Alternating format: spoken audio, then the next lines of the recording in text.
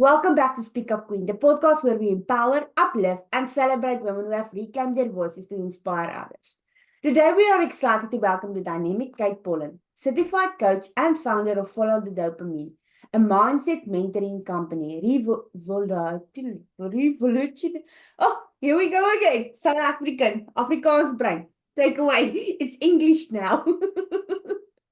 Let's just revolutionizing how neurodivergent individuals embrace their unique brilliance. Kate is on a mission to empower people with extraordinary minds to break free from societal expectations and thrive on their own terms. Through her work, she helps neurodivergent individuals unlock their potential, harness their strengths, and build lives that truly align with who they are. Her philosophy is simple yet profound. By embracing what lights us up, we can create paths to fulfillment and success that feel authentic and sustainable. Join us as we explore Kate's journey, her empowering insights, and the transformative work she does to celebrate and uplift neurodivergent voices. Let's give a warm Speak Up Queen welcome to Kate Paullin. Thank you so much. That was quite the intro. Kate, what does healing mean to you, and how has your journey toward it shaped the woman you are today? So healing to me it's growth. It's acknowledging where we have things that we need to address, whether or not we are directly to cause for it. That's an entirely different conversation.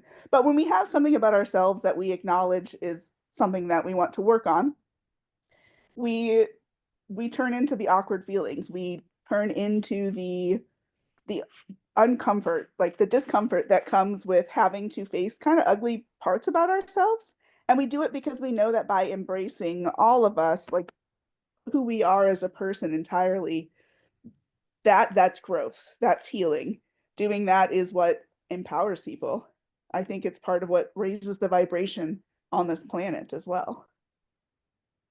Can you share a moment when you chose self-discovery over self-doubt and what you learned about yourself? I mean, that moment is within the past 6 months. I absolutely can. I started my mindset mentoring company about 6 months ago, and this was shortly after I was laid off from a job that paid really well and I didn't really like otherwise. And all of this was happening around the same time that I was discovering that I'm autistic and I'm ADHD. And these were things that I had kind of looked at in the past, but I was like, well, I can't be ADHD because I can sit still. And I'm not hyperactive, therefore I can't be ADHD.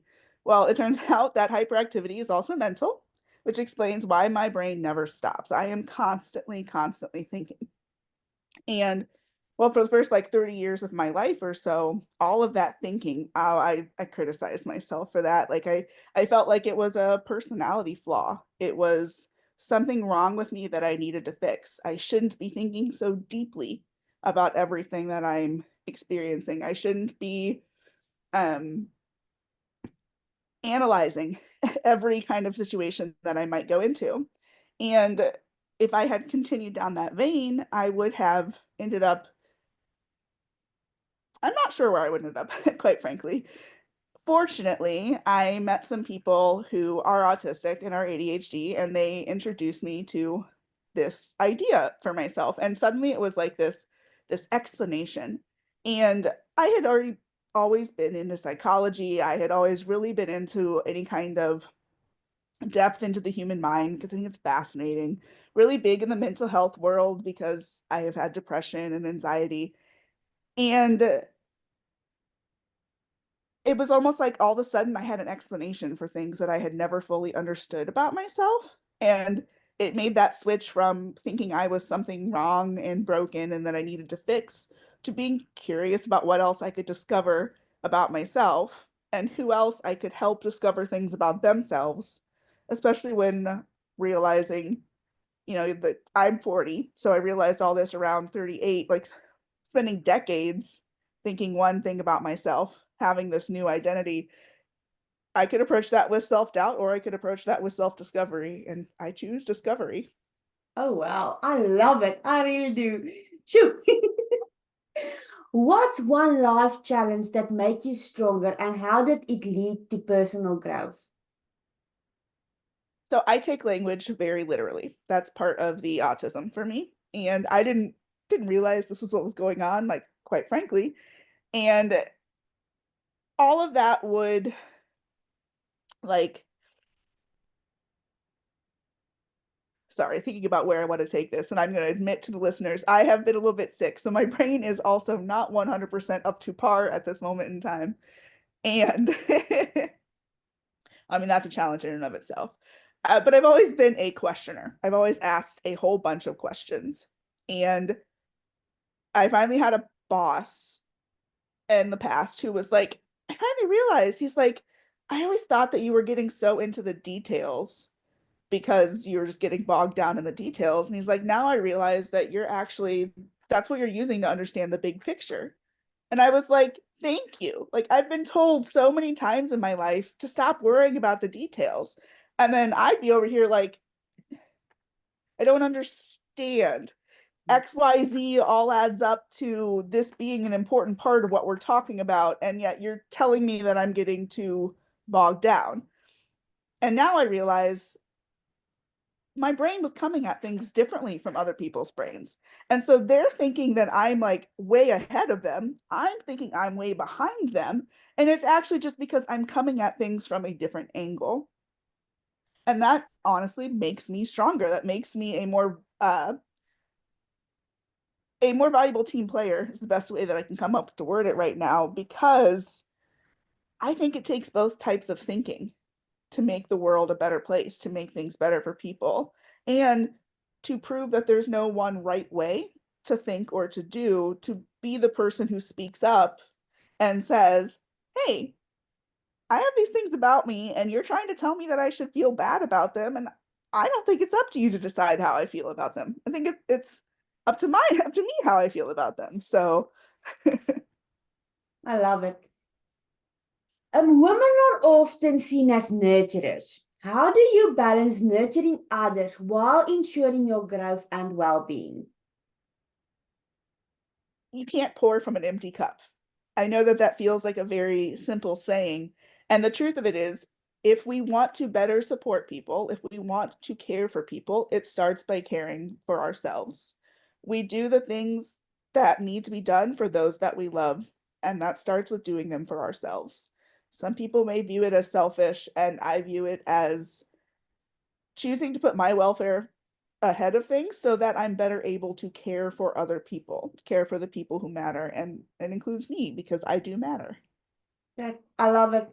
Last year I was like going 360 miles an hour, having just 5 to 6 hours of sleep for 6 weeks. I was really pouring out of an empty cup, and my body just stopped me. My body was just, Our wait, bodies will do you're that. abusing me. So this year, I am, I've got time boundaries because that's something that I didn't have was time boundaries. So now I am like, nope, 2025 is where I put my health first. Even if it's just 10 minutes a day dancing free or something, it's just that.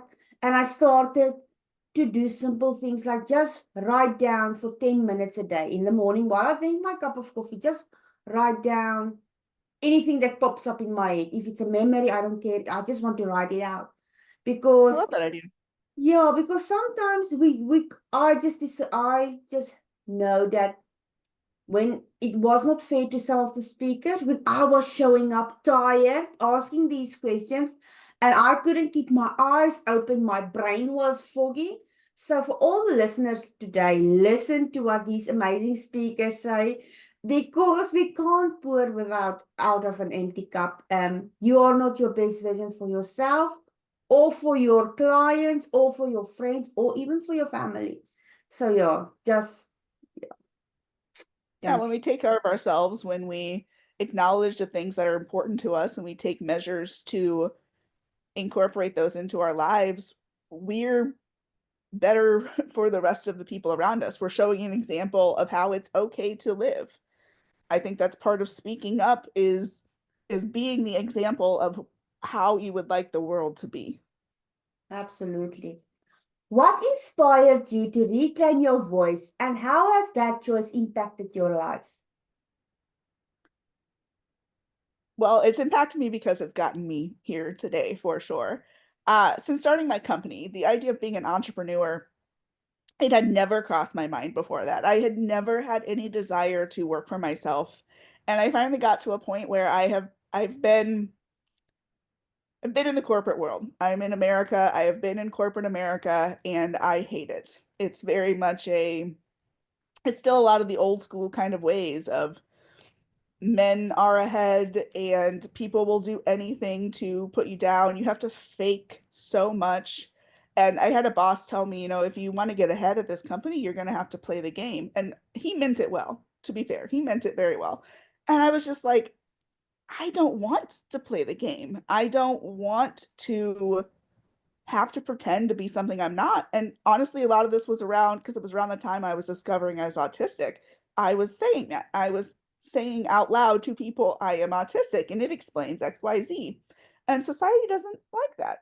Some people think that I should not be mentioning that because it makes them uncomfortable or because they have a particular idea about what it means, or really any number of things are going on. And the idea of having to pretend that that wasn't what was happening with me right then, that that wasn't part of my reality, like, I don't want to belong in an environment like that. I don't want to have to play these games, if you will.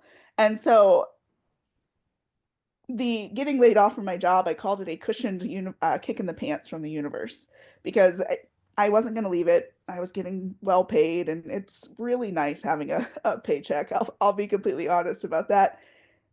But I wasn't happy, and I wanted to be somewhere where I felt comfortable being myself and saying the things that I felt were important to say. And I knew that that wasn't going to happen in the environments that I had been in thus far.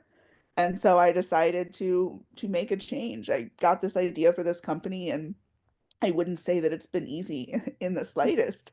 And yet it's still so much better than what I was experiencing before. And your body knows when you're faking it. Your body is scrolling like, I don't like this environment anymore. I don't feel safe anymore. And being an entrepreneur is one of the hardest things that I've ever done in my life Hard. because you're putting so much time and effort without getting paid into your own business. But what's making my, and I think you will also agree, is that passion, that thing about, whoa, I am making a change. I'm a change maker. I am making, breaking generational curses because Mhm. we are here. We've been sent to do these amazing things. And no one said it would be easy because if it was easy, everyone would have done it. So, Absolutely. well done on speaking up and letting go of the past and starting to create something that you are literally passionate about. I just love these stories. Like, Yeah, I love entrepreneurs because it's hard work, but something when you are loving what you're doing, it's not, it's actually, it is hard work, but when you're doing it, it's it's, a calling. yeah. Um, I've heard the quote, the idea like choose your hard. And that's what I think of now because no matter what, parts of life are going to be hard. I don't see any way around that. And so it's a question of what kind of hard are you going to choose? Are you going to choose the hard where you're unhappy? Or are you going to choose the hard where you're getting to do more of what you want to do and it might be slow moving? It's kind of a choice. what advice would you give to women who feel silenced or overlooked in their personal or professional lives? The first would be to work on your self-compassion. Have an idea of what it is that you are about. You are worthy. No matter what, you are worthy. And so find what it is about yourself that you are worthy of. Find what it is about yourself that you care about, that you love about yourself, that you want to continue to work on. Because having something like that, having something inside yourself that no one else can take away, is a game changer. Knowing that you may need to stay silent in that specific moment for safety, for whatever reasons you have, you may need to stay silent. And it's knowing that there will then be times where you don't need to stay silent, where you can speak up, where it is safe to to say whatever it is that you need to say. I think it's about choosing what kind of response we want to have to things. And just to be clear, it's not to discount people who are in all kinds of difficult, horrendous, abusive, traumatic situations. In general, outside of severe trauma, there are ways to speak up. We just have to find them. How have setting boundaries empowered you to live a more authentic and fulfilling life? Boundaries have given me kind of control back over my own energy levels in a way. As an autistic and ADHD person, my energy fluctuates. One day I'll have all of the energy in the world and I can do all kinds of amazing things. And the next day I'm exhausted. And there's no necessarily telling what's going to happen when. And so I give myself permission to be honest about that, to make plans with friends. And if the day comes and I'm feeling really low energy, I will tell my friends that and we'll figure something out from there. It no longer has to be I need to fake it in order to be accepted kind of thing. It's more of a look, this is where I am, and I'm going to meet myself where I am. I'm not going to criticize myself or shame myself for having the energy levels that I have. And so that empowers me in all kinds of ways to live a more fulfilling life, like completely and authentic. I was having a conversation the other day with someone who was saying that authenticity was great, and yet there are sometimes you need to not say things. And it got me like thinking about how, in my mind, those are two different things. You can be authentic and know when it is time to say something and when it is not time to say something. Like there's some of that is kind of part of my boundaries because I will not do the emotional work for other people. I'm going to do my best to be a good person, to be kind, to put everybody's needs and wants out there as much as possible. And at the end of the day, I'm not going to take responsibility if you end up feeling hurt because I decided XYZ. And that might sound callous, but that's part of how I am more authentic. We're all kind of responsible for our own emotions, and we're responsible for the reactions that we have to them. I love it. What's one practice or mindset shift that has helped you embrace your worth unapologetically? That's actually being willing to accept any emotion that I have, no matter what it is. I do not view emotions as good or bad. They are purely information. So when I find myself getting angry about something, it's generally, I realize it feels like there's an injustice, that there's something that I care about. And then I have the choice of what I want to do with that anger. Do I want to lash out, or do I want to do something that's actually going to help the situation? And having that pause, that in there of I'm not judging myself for this emotion coming up. I'm noticing it's coming up, and then I'm choosing how I want to respond to it. And that, just viewing emotions as information rather than something good or bad, is life-changing. What does Women's Day mean to you, and how do you celebrate the power and resilience of women in your life? I have always been very fortunate to be surrounded by a lot of amazing, just amazing women. And Women's Day, well, honestly, Women's Day to me is pretty much every day because it is a celebration of the majority of the people who are in my life. And I think having a day or having a moment when there is a bunch of people who are celebrating and thinking about kind of the same sort of thing, it's an amazing feeling. That energy that gets put out there of knowing that today of all the days there is this special vibration happening around women coming together. I mean, that is resilience. That is us growing and changing and acknowledging everything that we've gone through that's gotten us to where this point where we are now. Definitely. If you could send one empowering message to women around the world today, what would it be? Show yourself some grace. Often we're going through hard things. We're having difficult moments in life, and it's okay to be honest about that. It's okay to be honest with ourselves about how some things are crap, and to know that you're on your own side no matter what. That's the best choice you can make. I love it. The last question. What inspired you to say yes to being featured on Speak Up Queen? And what does this opportunity mean to you as a platform to share your story? I view my role in life at this moment in time to be someone who's willing to step up and say, I'm autistic, I'm ADHD. These are things about me, and they are not bad. That's just a fact about who I am. And this platform is exactly an opportunity to do that. It's a chance to get up and say, yes, I am autistic, and I am ADHD, and I am an entrepreneur, and I am XYZ. I am all of these things. My identity is multifaceted and ever changing, and being able to have a platform to say that on, to share my message, and even if it reaches one person, that's what I'm here for. Well, thank you, Kate, for sharing your powerful and inspiring story with us today. Your journey reminds us of the strength and courage it takes to heal, grow, and thrive.